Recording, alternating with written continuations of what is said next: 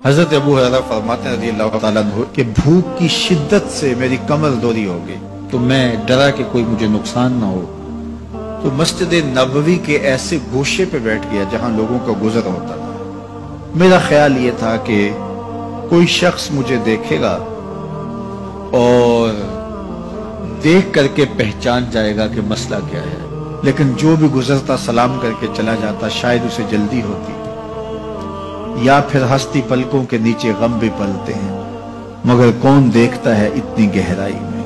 میں نے سوچا کہ ایک قدم اور آگے بڑھوں اور آنے والوں سے ہم کلام ہوں، جب میں ان سے بات کروں گا تو میرے لہجے سے وہ میری آواز کی شکستگی سے پہچان جائیں گے کہ میرا مسئلہ کیا ہے۔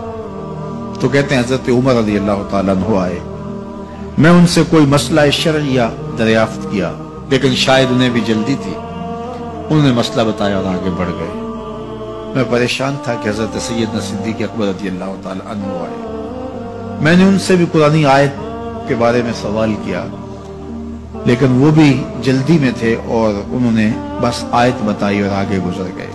تو فرماتے ہیں کہ میں ایک عجیب کیفیت میں مبتلا بیٹھا تھا کہ ایک جانب سے روشنی اٹھی اور دل و قلب و نگاہ کا مرشد اولین آ گیا۔ تو کہتے ہیں حضور آ گئے، تو چونکہ میری عادت بنی ہوئی تھی کہ میں ہر آنے والے سے مسئلہ ہی پوچھ رہا تھا، تو میں نے حضور سے بھی مسئلہ پوچھ لیا۔ تو حضور نے میری جانب دیکھا اور پھر زیر لب مسکراتے ہوئے بولے، ابو ہریرہ بھوک لگی ہوئی ہے؟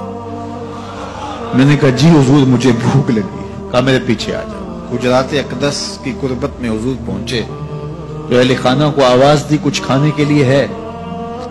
تو انہوں نے کہا دودھ کا ایک پیالہ ہے۔ مجھے فرمانے لگے ابو ہریرہ وہ جو صفہ کے چبوترے پہ بیٹھے ہیں جاؤ ان کو بلا لاؤ۔ کہتے ہیں دودھ کا ایک پیالہ، اور مجھے تسکین ہوئی تھی، لیکن 70 آدمی بیٹھے تھے وہاں۔ خیر حکم تھا، میں بلا لایا، میرے ہاتھ میں دودھ کا پیالہ دیا، کہا ابو ہریرہ دائیں سے شروع ہو جاؤ۔ اب میں ایک شخص کو پیالہ دیا اور دودھ کو دیکھنے لگا، اور وہ سیراب ہو کے گٹا گٹ پینے لگا، اپنی بھوک اور پیاس مٹا چکا، اور میں نے دیکھا کہ ایک قطرہ بھی کم نہیں ہوا۔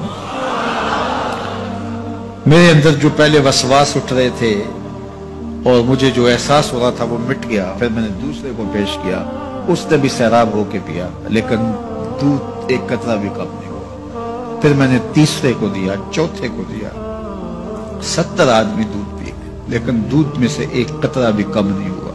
لگتا تھا رب نے اس دودھ کا تعلق حوض کوثر سے جوڑ دیا۔ تو حضور نے فرمایا ابو ہریرہ؟ میں نے کہا جی حضور۔ فرمایا کون باقی؟ میں نے کہا حضور ایک آپ باقی اور ایک میں باقی۔ تو فرمایا اب تم پیو۔ تو کہا کہ میں نے دودھ پیا اور خوب سیراب ہو کے پیا۔ حضور نے فرمایا اور پیو، میں نے اور پیا۔ پھر فرمایا اور پیو۔ میں نے کہا مجھے قسم ہے اس ذات کی جس نے آپ کو حق کے ساتھ مبعوث کیا ہے، میرے میں ایک قطرے کی گنجائش بھی نہیں ہے۔ حضور نے میرے ہاتھ سے دودھ لیا اور خود نوش جاں کرتے ہوئے فرمایا ساقی القوم آخرہم شربا، قوم کا جو ساقی ہوتا ہے وہ آخر میں پیتا ہے۔ تو دودھ کا ایک پیالہ 72 لوگوں کے لیے کافی ہو گیا۔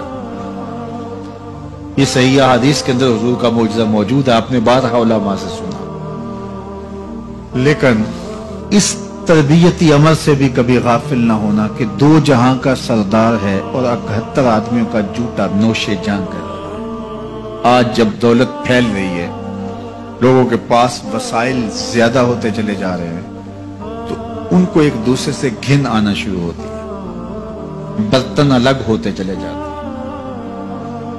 اسی زمانے میں تمام افراد ایک ہی برتن میں بیٹھ کے کھاتے تھے۔ پہلے یہ ہوتا تھا ایک گلی میں 2 امیر رہتے تھے، 4 غریب رہتے تھے، 2-3 مخیر حضرات اور جو ہے وہ کچھ متوسط لوگ رہتے تھے، اور ایک چھوٹا سا کنبہ اور قبیلہ ہوتا تھا، اور وہ ایک دوسرے کی ضرورتوں کا خیال رکھتے تھے۔ پیسے زیادہ آ گئے تو اب امیروں کو اس گلی سے گھن آنے لگی، تو وہ وہاں سے نقل مکانی کر گئے، انہیں وہاں رہنا اچھا نہیں لگتا۔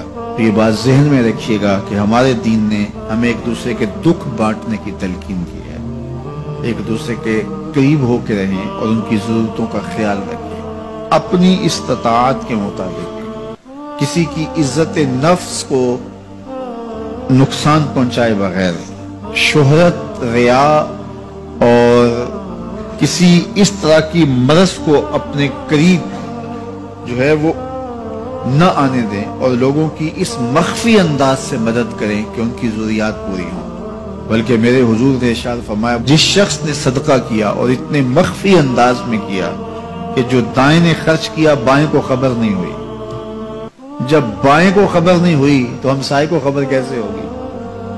لیکن یہاں تو 7 اخباروں میں خبر چھپتی ہے کہ فلاں صاحب نے فلاں غریب کی بیٹی کی شادی کی ہے۔ ذرا سوچ، اگر یہاں تیری بیٹی کھڑی ہوتی تو تیرا روح سخن کیا ہوتا؟ لوگوں کی غربت کا مذاق نہ اڑاؤ، لوگوں کے جذبات سے کھیلو نہ۔